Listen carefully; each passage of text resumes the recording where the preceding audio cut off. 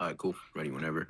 All right, all right. Thanks, Leo, just for coming on today. It's good to have you. Appreciate it. Thanks for having me on.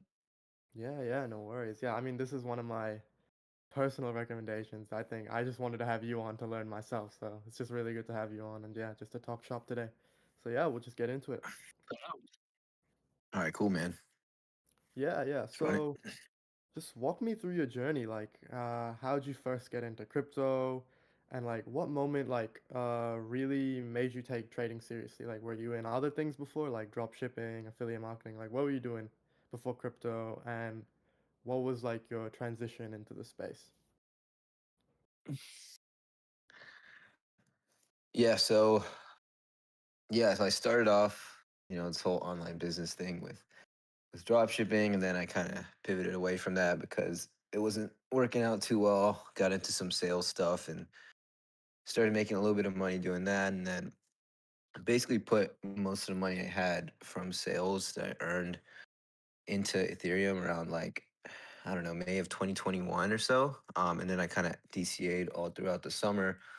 It wasn't much money, but I thought Ethereum was gonna go crazy high because I was clearly dumb and I didn't really know anything about how markets worked and kind of just followed people I saw on Twitter. And then yeah, August 2021 came around and that was when NFTs were like super hot. And I got pretty lucky. I saw this guy I knew, he posted about this NFT he bought, or this NFT he made rather, and it was gaining a lot of traction on Twitter. So I had some ETH in a MetaMask wallet, and I don't know, it was 100% luck or some divine intervention or something. But I bought one of these NFTs for I think point three five ETH or something, which is a lot of money to me at the time. I think that was around $1,000, and no joke, like 2 hours later, I sold it for 10.5K. And then from that moment on, that's kind of when I was like, all right, maybe I need to take this thing seriously. And then I went down the rabbit hole of NFTs first. That was kind of my big, foray into crypto, and just NFTs, minting stuff on chain, getting into a bunch of those, PFP alpha group chats, whatever, and just making a name for myself doing that. I did that up until like 2022, when NFTs went to zero, basically. But yeah, that's kind of how I got into trading, and that's the moment that I was like, all right, I need to take this seriously. Yeah, yeah, for sure. I noticed that a lot of the guests we've had on, like Washed, they also had like similar e-commerce sales background. Even me, before I got into crypto, like I think I tried my hand in e-commerce and then I tried door-to-door sales, and yeah, it would kind of click, but I think that was just kind of like what led me to crypto as well, like in general. Yeah, I think it's a natural progression because you spend all the time online, you realize, you're trying to make money, and then you realize that crypto just has way more opportunity, or at the time it had like way more opportunity, and smart person would pivot and try to extract or make money there. So yeah. Yeah, yeah, for sure. Yeah, I noticed I've watched you on FOMO, I follow you on there. I noticed a lot of your trades are very sized up. So what would you say, like you don't have to talk exact numbers, but what would you say is like your biggest win in crypto, your biggest loss, and kind of like the Mhm. lessons you learned from each? Yeah, so funnily enough, my biggest loss was actually pretty recently on October 10th. um Oh yeah. I just yeah, I just had a big Bitcoin long open, and I was kind of averaging down a little bit from like 116K. And I just did. I mean, I don't know. That was kind of a crazy day. I didn't expect it to go down to 100K. Yeah, yeah. So then I sold on the balance to like 109 just out of managing risk, but I sized up pretty significantly on it. The worst part too was like I was flat going into it. I just started buying right when things started dipping, and I just thought it was a good place to get long, and Mhm. got caught with my pants down. But yeah, that was my biggest loss, and I mean, I think what I learned from that, it was it was honestly, I mean, it was a black swan. Like Yeah, no one could have predicted that. But also, what I could have done is, I could have not averaged down into a losing position. It's kind of one of my big rules. Is just cut losses very quickly. Keep the losses really small, because then scenarios like this won't happen. I would have cut it eventually, but I still let it get to a point where the loss was a little bigger than I before, like the actual big drop.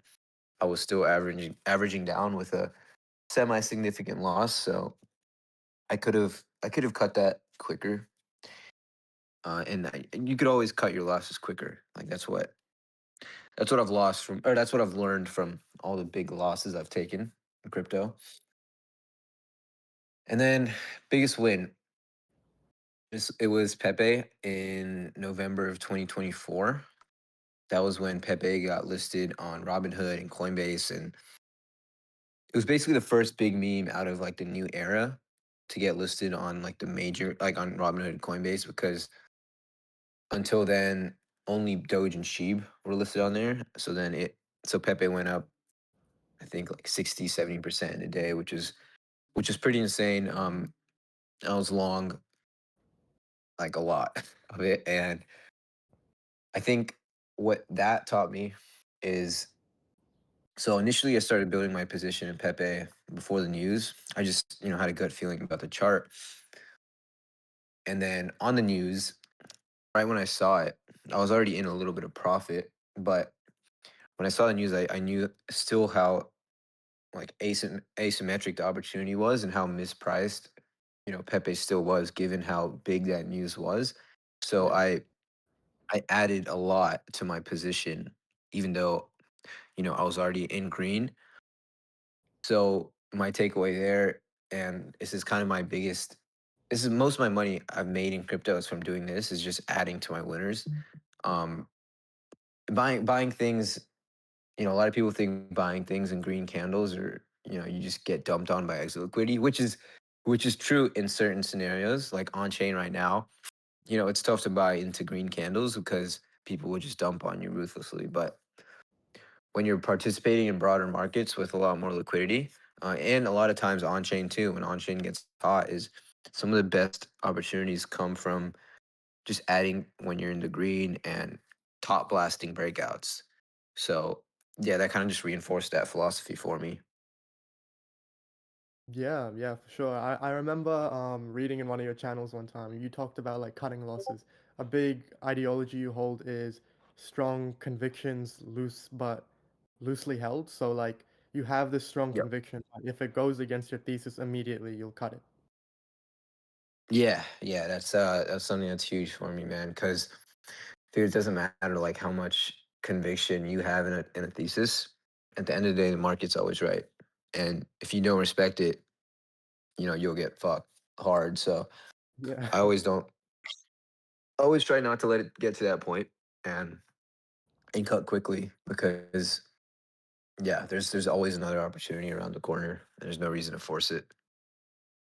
Yeah, yeah, for sure. And you talked about how a big part of your wins came from actually adding to positions and size. I'm not sure if you've heard of, Jesse Livermore.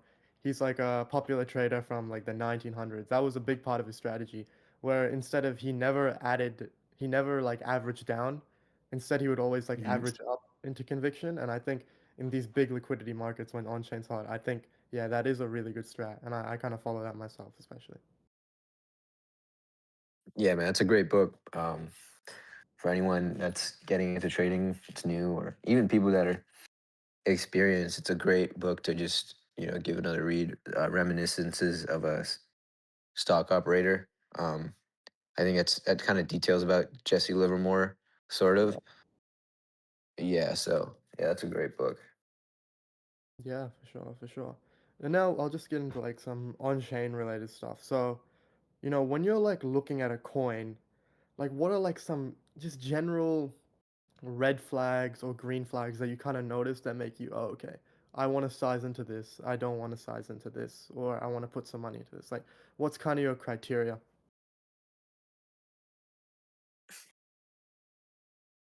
Yeah. So,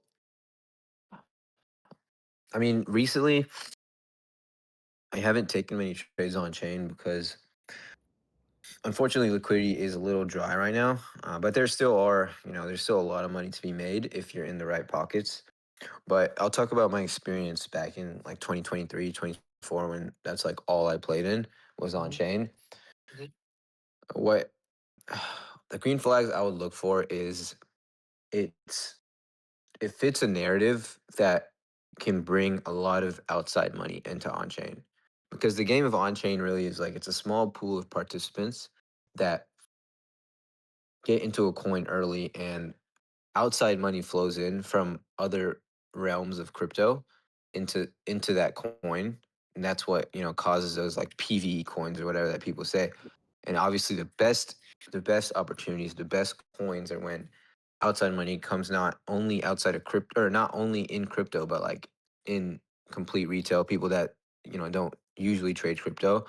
For example, Trump, money comes in from like literally everyone. That's when on chain's like really hot. So what I really look for is, can this coin bring in new flows, right? That's the biggest thing. Like, are people going to look at this and be like, okay, does this have actual opportunity other than just a PvP scalp with the current on-chain participants? Because when you play that game, it's a possible game to play, but there's just people that are way better than you at it, and they snipe. And you can be that person too. Don't get me wrong, but that's just not my style, and that's not how I ever traded. But yeah, I mean, if you're really good at sniping, if you're really good at scalping those little moves here and there, kudos to you. It's a hard game to play, but there's clearly people that do it well. But yeah, that's basically my big thing. Can you outside money get attracted to this narrative? Um, yeah, and obviously, the classic green flags like, hey, how does supply look? Is the Twitter account active? Whatever. Who else is in this coin that um like, what are the other market participants think about this coin? If everyone likes this coin, it could be a good thing, could be a bad thing. It really depends on the scenario, right? Because everyone liked Trump, of course, and it just kept going up. But a lot of these coins these days that everyone likes, um, they end up there's no outside money and it just keeps going down. So yeah, and honestly, the reverse of that is the red flags, right? Is this just a PvP coin? Are people just playing this like they're playing a quick hot potato game and trying to dump on each other's heads? Sometimes I'd play those games and make some money here and there, but like the large jumps in my portfolio never came from that. It always came from betting on momentum, um, betting on a narrative, just showing a lot of strength. And yeah, the last thing too I would say is just the chart. The chart's the final boss. It's what matters the most, and it it tells you, if it's an uptrend, if it's green candles, that's a good sign to me. Again, it depends on the scenario, right? If it's green candles into like a shitty PvP coin, then that's a different story. But if it's a green candle, something that's legit, has potential, like a lot of narrative, or has a lot of potential, and then that's a different story. And that's what I look for. I want to see strong trending price action on a coin that's good. So, yeah.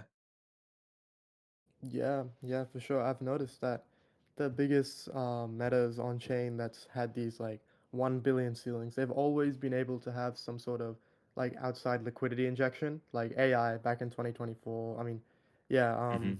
with P Mark, Mark Andreessen with GOAT, just like all these like VCs and outside capital just wanting exposure to all this like AI slop we were trading, but everyone didn't think it was AI slop at the time. We thought it was, AGI on Solana. But because of that Yeah. speculation, it just brought like so much outside money in. And yeah, and especially I think we saw a bit of that with ICM maybe in around May this year. I think that was kind of the Hmm. reason why Launchcoin went to that $300 million target just off speculation because so many VCs. I remember just checking on LinkedIn, and I would see like VCs I would like follow on LinkedIn posting about Launchcoin. That's how I knew, this was a meta that was kind of attracting like outside liquidity. So that's definitely what you want in when you want to be like big in a coin for sure. Yeah. Yeah, absolutely. Yeah, and I think we Yep. also kind of see it with Avicii now. I'm not sure if you, yeah, I'm sure you know of it, like Hmm. Ansem all shilling it. Yeah. Like since their distribution didn't allow for VCs to get in early, a lot of them had to buy up like a lot later, which just led to like this kind of crazy up only chart with just a ton of green candles. Yeah, that's a great example. Clearly, it was bringing in outside money, and it's just a textbook uptrend. Higher highs, higher lows, and there's a lot of opportunity to get in at those dips and ride a crazy move. So yeah, that's Avicii is like a textbook example of what I used to play in. I mean, honestly, like recently, I haven't been focused as much on the market, so that's something I'm not really too disappointed about not catching. But yeah, this is the exact type of coin that made me most of my money in 2023 and 2024. Yeah, yeah, for sure. I mean, I want to take you back to kind of early 2024 when you were like really on chain memes and AI. Kind of in your view, why do certain coins run? Is it dependent on the people who's in, the meta, like the catalysts? What catalysts do you like see that really push a coin to like maybe the 50, 40 mil range or even higher? Um, yeah, well, so early on, or like in 2024, it was weird, dude. There was just so much money coming in that a coin just had to be somewhat decent to to get a huge bid. I mean, some of the memes that would go to that number, they wouldn't really make sense. I remember too because I would be watching some of these charts and just confusion. But yeah, I mean, I think it was weird, dude. I mean, I think in terms of memes, I would say it's hard to predict other than like maybe who's shilling it, who's backing it, like what kind of things are going on behind the scenes. A lot of that comes with just knowing the right people, just networking, um, getting good information, having good sources. So it, I don't know, like a lot of the most random stuff went to high amounts of memes, but I would say like in AI and all that, a lot of it came down to like, all right, is the team behind it or like the founder or whatever somewhat legit, and do they have some experience in AI? Do they know what they're talking about? And then is the actual like whatever they're working on in AI in crypto, like does that make sense? Like would it compel other people to buy? Like yeah, just kind of that same process. Like does this look like it, people would bet on it to go higher because of, is the narrative actually legit? And yeah, I mean, again, in AI season when liquidity was really hot, something could just put out some teaser video, whatever, and then it would just shoot to like 50 mil. Yeah. And there's there's just so many cases of that I can't even pinpoint exactly what it takes. These days it's a lot harder and it's just a lot more conditions that have to be met. It seems like Avicii, for example, it's just there's so many things that had to come together for it. There's a lot of shillers for it. It's a legit product. It has that neobank narrative is actually something that seems promising, right? Because it has more potential than, all right, it's just some random meme that people are just gonna buy and sell on and PvP each other. It's like, all right, legit investors look at this coin of each, like, all right, this actually seems good. Like, $70 million seems cheap for something that could be a massive bank one day. So yeah. Yeah, I've had a lot of previous guests come on and talk about how novelty and uniqueness is like one of the big factors they look at, like when buying in a coin. Like Goat back in the day, that was arguably like one of the more unique coins we had from all the meme stuff from Bowden, Michi. Like, of course they were creative, but it was kind of this new angle. Would you say like when buying coins, Yeah. you kind of look if they have this new angle kind of novelty to them. Yeah, definitely, man. I mean, people don't want to play the same narrative, right? Because at some point AI got exhausted because people realized it was BS, most of it. And the reason it did so well in the beginning was 'cause even though it was still the same BS, it was a new it was new bullshit, you know? Like it was a new repackaged it was repackaged bullshit that seemed like it could actually impact the world in some way. I mean, God knows how wrong everyone was, but it was nonetheless it was a fun game to play because it everyone had hope, right? Everyone wants to play a new game. Everyone wants to bet on new things. Um, yeah, I mean, even in so this hype trade, right? That hype was one of the best coins of the last year, Yeah. one of the best majors. I mean, this whole revenue meta, I remember, I mean, it probably started a long time ago in like 20, whatever, right? Like early in crypto, 2017, maybe 2020, even with DeFi and stuff. But I remember the first like exchange, quote unquote, casino revenue meta kind of kicked off with Rollbit back in 2023. That was like Mhm. the hot new thing. It's like, oh, this casino is doing buybacks and burns, which was like such a big deal.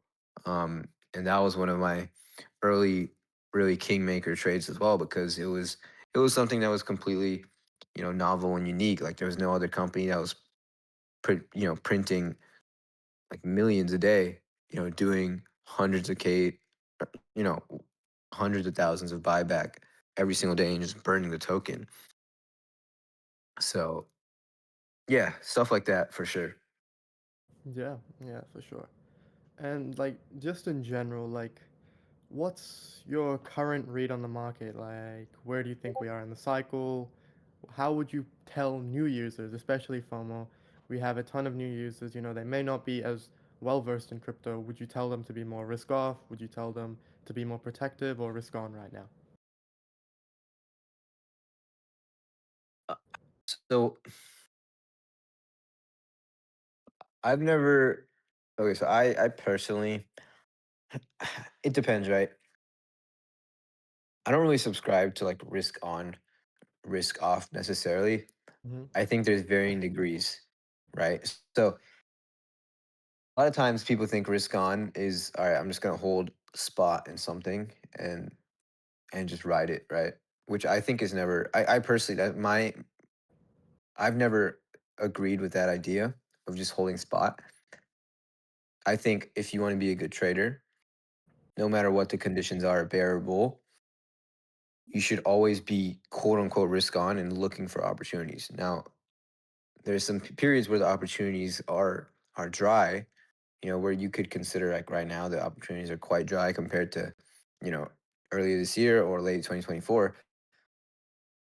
There still are a lot of opportunities for if you have a small portfolio and you're trying to grind it up. And I think you should always be, especially in these early stages, you should be trying to take as many trades as possible. And the sizing doesn't matter necessarily, and like how much money you make, it doesn't matter at this point as much because what matters more is, do you have a system? Do you have some sort of edge over the current market participants? And are you able to consistently make money? That's what matters way more than exactly how much money you make. Because when even if conditions are dry right now, when conditions do get favorable, you've already built that edge and then can capitalize on it then. So I think if you're a newer trader, you should be trying to get the reps in, put in the work, you know, pay your dues, and should be spending like almost as much time as you can grinding it out because there are still opportunities out there. Now you can there's of course when you get to a point where the opportunities that are there aren't really making significant jumps in your portfolio, you can be more patient. You can wait for your spots and execute them when you want instead of having to always be tapped in. But I think as a newer trader, you really should. I don't think you should subscribe to like risk on, risk off. You should always just be looking for opportunity. And Yeah. Yeah, yeah, that's kind of how what I would say. Yeah, yeah, for sure. I agree. I think the best like on-chain traders, they've like really spawned during this time where no one's kind of on. Like there's a saying, when conditions are bad, all fishermen can do is repair nets.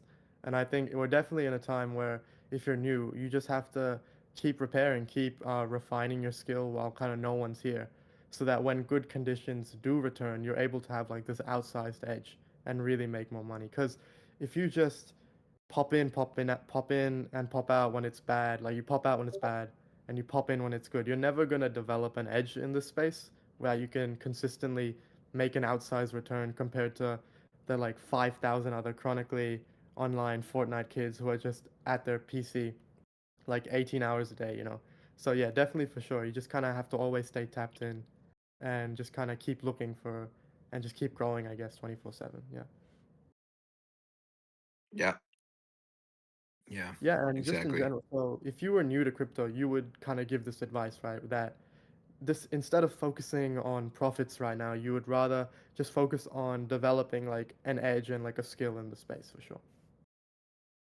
Yeah, yeah, for sure. That's the most important thing. And if you do that, the profits will come if you stay committed to it. So early on, I would say, yeah, just focus on, how can I actually make money consistently?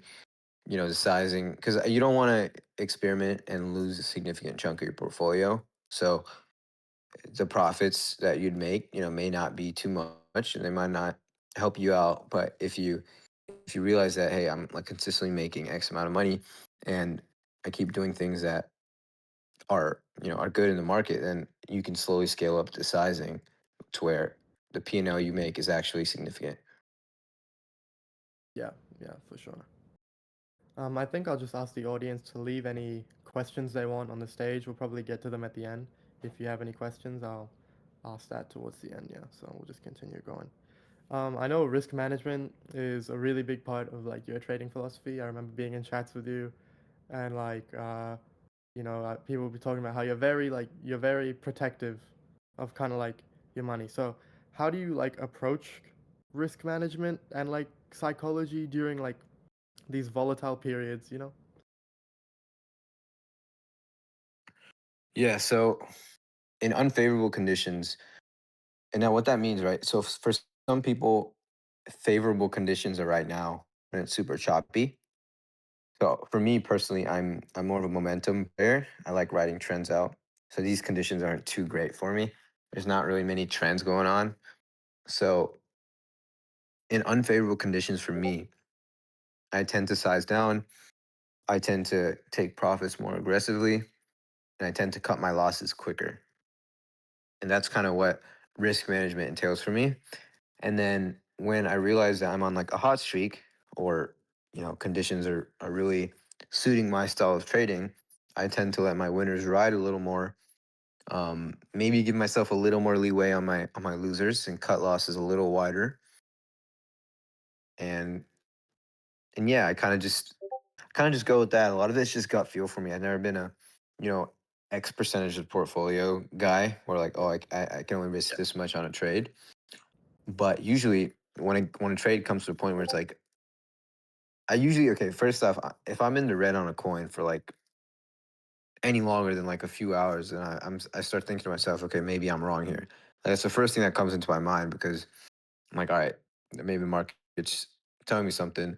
And so I'm already, I'm already looking to bail. Like I already have certain levels where like, all right, if it gets to this, I'm looking to bail, just because I don't want to take, a substantial loss on this, because it, there's no point when there's so many opportunities every day.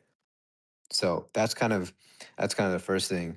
And then if it gets to that point, I'm usually just pretty ruthless about it. Like, all right, you just have to have that discipline where you're like, okay, you separate your feelings and emotions about the market versus what the actual market is telling you. You just have to be ruthless and cut. And the same thing goes in the other way too. When you're in profit, risk management works the other way too. Because if you're up, let's say you're up 50K on a coin, that's actual money. And a lot of times people are like, all right, it's unrealized P&L. you could write it back, it's whatever. No, you lost 50K. Like when you're up 50K on something and you write it back down to break even, you lost 50K. And so it kind of works the same way. You need to have that discipline to maybe shave off a little bit. If you think the trade thesis is played out, you know, exiting all of it, whatever, right? Whatever that entails. So yeah, that's kind of how I approach risk management. It's kind of just the same thing I've been echoing is cutting losses quick and um yeah, letting winners ride. Yeah, yeah, for sure. So you'd say you cut based a lot more off of like your gut and if the thesis has been invalidated rather than like X percentage amount of loss, right? Yes, kind of, right.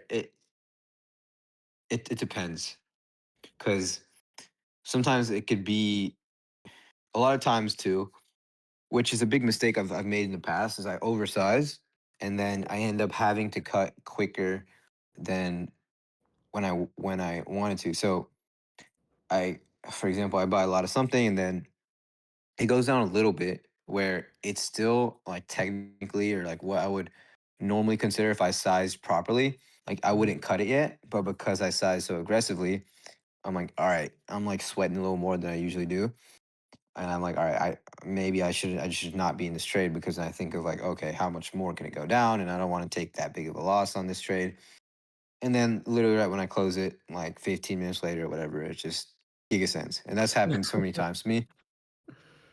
Yeah, yeah, I get it. Yeah, I And think yeah, yeah. oversizing is such a bad thing, dude, because it makes you question your thesis if it goes down, and then at times when you're up, you just get greedy. So it's just yeah, you got to find that balance. Sizing is the hardest thing that I think most traders would agree on is like one of the hardest things to actually master. I mean, I don't think anyone's mastered it, but it's yeah, it's just a gradual process of getting better at it. Yeah. Yeah, for sure. Yeah, I'd definitely say the cons of oversizing outweigh the pros because I've noticed when I do oversize, I just get like in this very tilted mindset where I'm like sweating, I'm like doubting my thesis like all the time and like sometimes like when I've been like Fartcoin for example when I was sized in it back in the day, I couldn't sleep sometimes, because when you have like maybe like a good six figures amount, that's like, almost a house, right? That's a decent amount of cash that could change your life. So it's I think oversizing for sure it can, even if the trade went up, you can somehow still end up in a loss just because of like the tilt and the mental like drought it causes you. Yeah. Yeah, man. And yeah, like, dude, I'd be having like dreams about coins I'd be in sometimes, bro. It'd be weird. Yeah, yeah. I like wake up in the middle of the night and check positions and yeah, I would be losing sleep and I'd be having a dream like thinking I'm up a lot and I wake up and the market hasn't moved and it would be like shit. So yeah, I just there's so many things that I could talk negative or bad about oversizing because it's the killer of so many portfolios, dude. Yeah. Like a lot of the people that got wiped on October 10th, it's a victim of oversizing too, because they were leveraged on an altcoin, which that it's I mean it did come out of nowhere, and that was like one of the most ridiculous things that ever happened. But still, if you were if even if you manage your risk sort of well, you wouldn't have gotten wiped out and oversized into an altcoin because just the risks that come with that. So Yeah, yeah, for sure. Oh man, I've had so many dreams where I've like imagined I'm up like 50, 60% on a coin and then I'll wake up and I'm down like 20, 30%. And it's just the worst it feeling sucks, man. ever. Yeah, can't It's describe the it. worst, man. Yeah. You're so happy in dream and then wake up to a nightmare, bro. Down. It's It's terrible. so rough. Yeah. So I noticed you're like a big user of FOMO, right? So Um, how do you personally use FOMO in your trading? Do you use it for like, just like a social engagement to see like the flow of the market? And if you were a newer trader, like how would you recommend new traders to kind of use the app to progress in their own journey? Um, okay, I would say so for FOMO, right? Recently, I've been using it more as yeah, kind of just like keeping track of what's going on in the market because pretty much that's if something goes hot, something gets hot, you kind of see it immediately on FOMO. With notifications, you get like, oh, X amount of top traders bought whatever coin or bought, a certain amount of whatever coin. So that's a good way for me to like kind of stay in tap or stay in tune with the market without having to actually, be deep in the trenches. Yeah. And then also when I'm actually in a coin, like we had this little on-chain AI, on-chain X402 AI season Oh yeah. in at the end of October for like a tiny bit. I traded that pretty poorly, honestly, but during that, it was a good way. FOMO was a good way to see like who owns certain coins, what what kind of style they trade in. Is this person that is in this coin and owns a lot? Is he like a dumper? Is he gonna just sell on any bounce, or is he gonna actually hold it to potential new highs, whatever? Um, yeah, and you also it's a great way to look into the minds of a lot of good traders. Like, a lot of people hate on Frank and, several other top traders. And I think at the end of the day, the P&L, it usually it tells a story, right? And Hmm.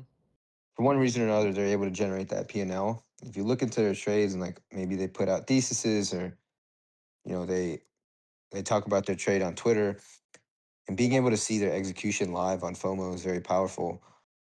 Because you can model the way you trade a little bit around that as well, and it's very useful to see like all right how much of his portfolio or whatever did he size into you know whatever coin, and how did he go about buying it, how did he go about selling it, did he buy in like one clip, did he buy little bits here and there and sold bits and pieces on pumps.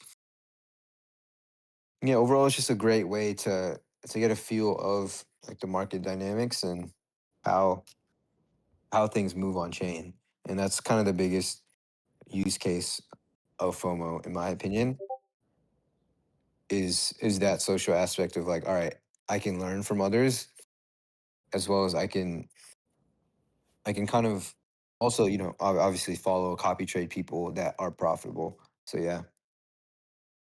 Yeah, yeah, for sure. And yeah, just last question before we get into like some of the community questions they've been asking. Like, just what's your like vision on crypto? Where do you see crypto and on-chain trading evolving over the next few years? And just like what role do you think maybe FOMO might play into that as well? Yeah, so I think, I mean, crypto in its current state, I think I would describe it as like, I've seen a lot of people use this metaphor as well, but I think at this current moment, it's kind of like when you're in college, you go to like the craziest party ever, and then it's gotten to the point where like people are leaving, and everyone's kind of hungover, and it's the lights are on. People realize that all right, this is it was fun, but it's not it's not what you think it was. And I think that's just how it is right now. But I think the party will come back at some point in grand fashion, and I think it's just a matter of the right. I think well, for one, it's just a lot of people are jaded by all the scams and how much money they've lost, and just all the bullshit that's riddled with crypto. And so I think it's going to take a lot of time for that to reset fully, and for people to actually have belief in coins again. And I Yeah. mean, you're slowly seeing that. with things like Avicii, things like Umbra, things like that that have been showing strength. But it's going to take a long reset for the real party to start again, in my opinion. And I think the role FOMO will play is it'll be one of the best ways to see who's doing well on chain and like also it's going to be a great way to like figure out what coins people are in and what narratives are hot. And yeah, overall it's gonna be a great place to for social trading. And a lot of people will just are going to be looking for, hey, how can I get better at trading? And they're going to look to FOMO to learn from others and get trade ideas, trade theses, etc. To become a better trader. Yeah, yeah, for sure. Yeah, that definitely is how crypto kind of does feel. It does feel like that college party where everyone's left. It's like 3 a.m. and there's like some random dude dancing in the corner and you still don't know why he's here. And it's just like, it's kind of like a where am I moment. But I think crypto has kind of like shown us time and time again, like even though like conditions are horrible, sentiment's horrible, like I think time definitely can heal things like reason cannot. So even if we think it's over, crypto's just shown us that like it just takes time, really. That good days will come again, bad days of course will happen, and you just kind of have to like kind of last it out, kind of be a cockroach in a sense, just stick around, learning constantly. Yeah. Yeah, it's still one of the greatest ways to gamble for people that are terminally online. And Hmm. I don't know. I don't think that's going to change significantly over the next few years. I think people are just going to be more and more terminally online, more and more lonely, more and more, trying to make it out by gambling. And I think, yeah, crypto's still the best way to express that. Maybe that changes, maybe that shifts to something else, but whatever that might be, the money will flow. And I think it's best to stay tapped in because it's easy to shift to those greener pastures per se if you stay tapped in enough. Yeah, yeah, for sure. I think crypto's definitely going through that like churn moment where you see a lot of like the apps and protocols that we've had from previous cycles start to die out and kind of like new ones emerge. Like, for example, Solana this cycle, and then Hyperliquid was a big one. There's been, others like Lighter, even FOMO. I think we're just slowly seeing like a new age, kind of like away from like the kind of previous like Uniswap DEX efficiency we used to have towards more like apps and like faster like protocols for sure. Yeah, so it's kind of just getting churned and like made into like a new kind of hot ball of money that we'll play with in the future. Who knows when, but hopefully soon. Yeah. Yeah, yeah, And exactly. yeah, just we'll ask some questions from the community. Trail Mix for you asks, he's asking how can new traders develop the skill of adding to winners? You talked about how you add to winners a lot. He says it's like a very difficult thing to do. So like, how do you find yourself really adding to these winners?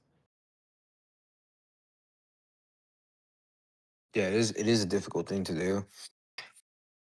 I think the biggest thing is from a psychological perspective is having that understanding that a lot of times if you look at some of the best trades that people made, right? Like take for example Bitcoin itself. If someone bought Bitcoin at $1,000, right, and then they added to their position at 10,000, they added to their position at 20,000, that would be a legendary trade, right? Hmm. And if you think there's so many stocks, there's so many coins on chain, there's so many altcoins, whatever, like Zcash, right? For example, all those things, right? If you added while you were in the green, you know you you'd be up a lot. Now on the other side, there's so many coins, which I get is there's so many coins that if you add two on the green, they end up just going to zero on chain and a lot of places. And the big thing there is you add, but you still have kind of strict invalidations. That's the big key, right? You don't just throw risk management out of the window. And there's specific places to add that are usually good, right? So, for example, when like an all-time high breakout, that's a great place to add. And your invalidation could be like, okay, maybe if it like deviates back under the all-time high, or it, if it loses like a small consolidation, whatever.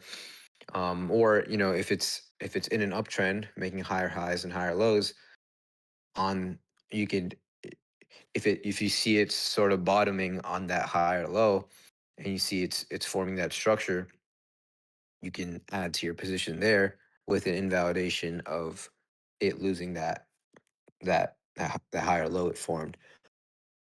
And yeah, so I think the biggest unlock for me was you can add to your positions in green when you have a clear invalidation. It's not as scary versus if you just buy something when it's green, and then you kind of just be like, okay, whatever, I think it's just going to keep going up, and then it doesn't, because that happens a lot too. When you think a coin is just going to keep going up, the market's telling you it's an amazing coin, and then boom, it just turns into the worst coin ever, like the next day or in the next hour sometimes. And it's just, you have to be able to be quick on your feet and adjust to what information the market tells you. Yeah. Like I think that's true, and I think conviction as well. And personally for me, plays heavy into like me adding into my winners. Like I think for like some random 500K market cap, if I'm up 300%, I wouldn't really add. But if it's like higher up, maybe like 10, 15 mil, I'm really seeing the thesis forming out. I see like higher floors. Then I think that's like a good spot for me to add. Just I think Jez, I'm sure you know him. He's like just a goat in the space as well. I remember watching an Yeah, interview. He was talking about, why wouldn't you keep adding to like one of your best ideas? Like if you really do have a good idea and you believe it, like why wouldn't you keep on adding to it as you go up in the green? exactly. Yeah, if your Yeah, idea is so good, you want to have as much of it as possible. Now, at the same time, you still got to balance risk management with that. You don't want to get too crazy with it. yeah. But yeah, and again, nuance matters so much, because a lot of times that the ceilings for coins on chain may be like 30 mil. You don't want to be adding to something at 30 mil, you know? True. Yeah, if the ceiling's 100 mil and you see something at like 20 mil that looks really good and you think it keeps going, then that's a position where you can add to. So it really, there's a lot of things that come into play. I think more this advice, it works better. It works better. It works really well when on chain's super hot and there's a Mhm. lot of liquidity in it. But it works in general in like overall more liquid markets. Yeah. Like for example, gold had a. I know most of the people probably tuning in aren't really trading things like gold, but um, it had an insane breakout in, like, what? Let me see on the chart. It was like yeah, like September of this year. It made an all-time high, and if you bought that, you could have gotten like a almost 20% move on infinite size. And so that's why I think in broader markets, more liquid markets, this is like a more viable play, but it definitely works on chain as well when conditions aren't as PvP. Yeah, for sure. For sure. And then we have Sky asking, are there just any general questions you like to ask yourself that like keep you in check when you trade? Like, for example, like, would you top blast more, or if you should sell something? Like, just some general like kind of rules you keep for yourself, like in your head. Any questions you like to ask yourself? Hmm.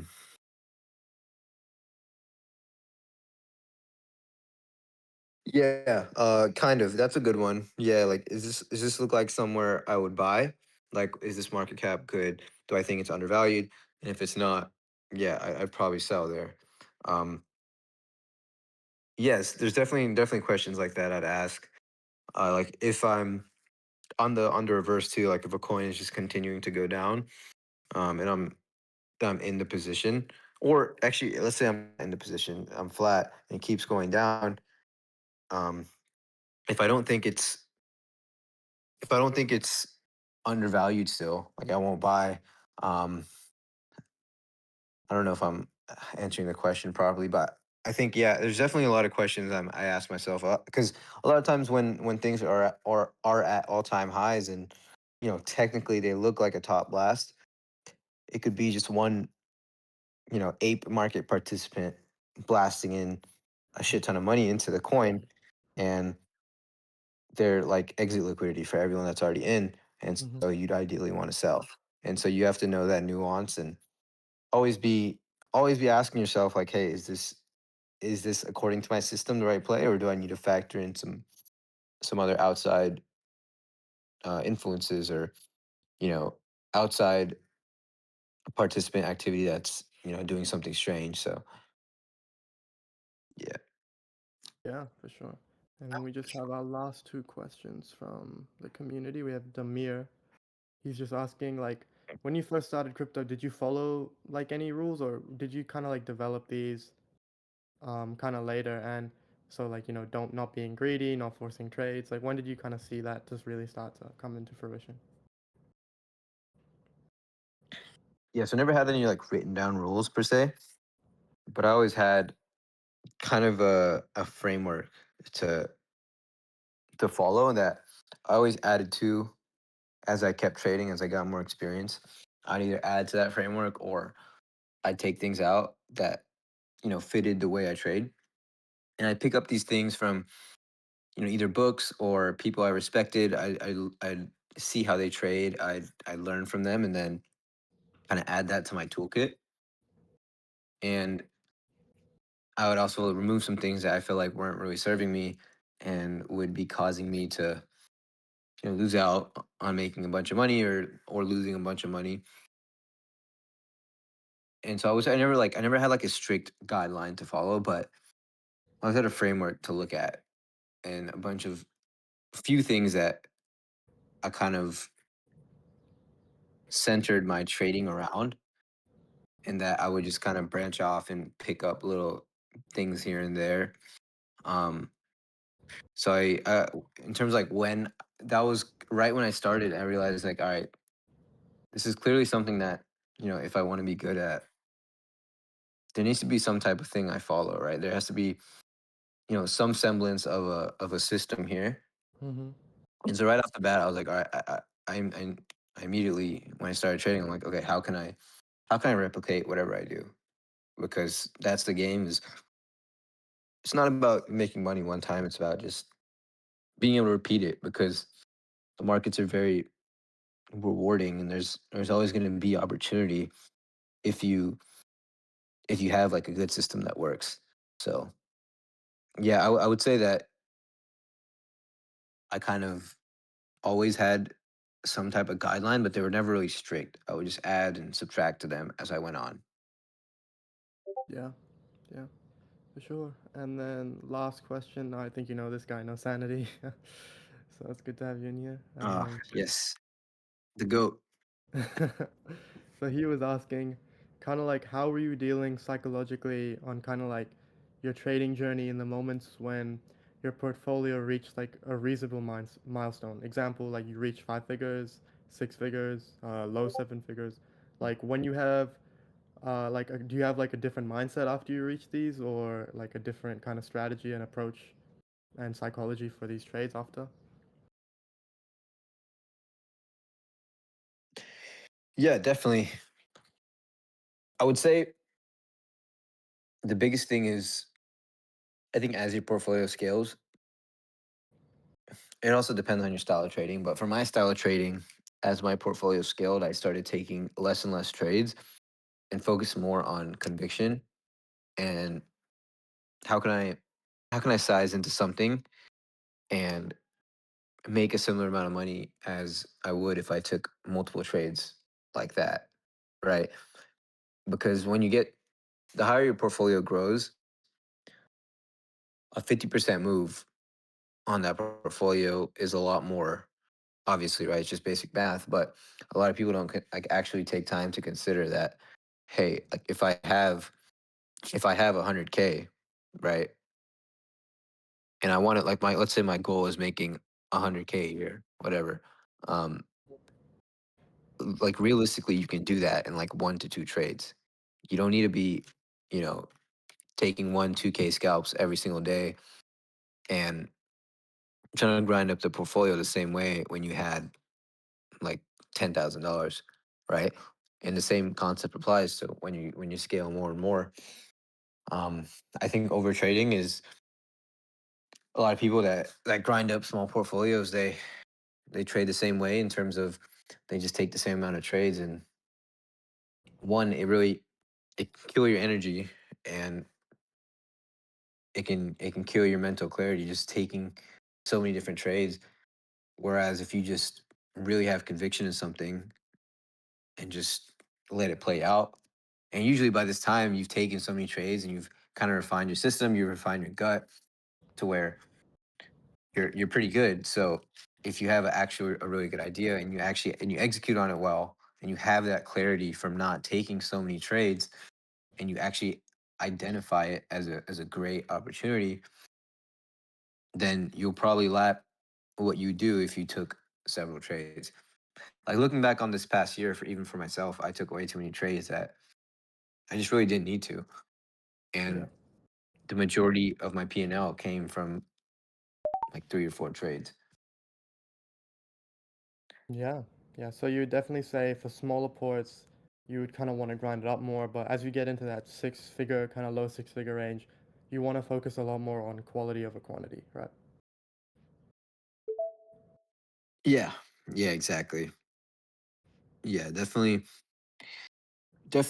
Yeah, I want to focus on quality over quantity there. And I think another part of the question that he asked, like win streaks and losing streaks.